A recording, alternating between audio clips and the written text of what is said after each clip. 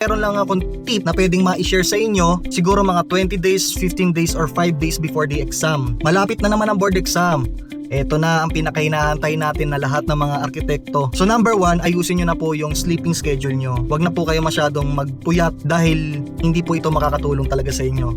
And makakadagdag lang po ito ng stress level sa inyo kasi parang dagdag pressure lang kung magpupuyat pa kayo tapos malapit na yung exam. Next is huwag ka maghabol ng libro, huwag ka na masyadong magbasa. Make sure lang na magre-refresh ka lang, magre-recall ka lang ng mga ni-review mo, okay na yon. Kasi napakahirap ma-stress mga days before the exam eh. Hindi mo gugustuhin yung feeling na gano'n dahil mabigat sa pakiramdam. Yun yung pinakahuli ko na maipapayo, huwag kang magkumpara ng review progress mo sa iba.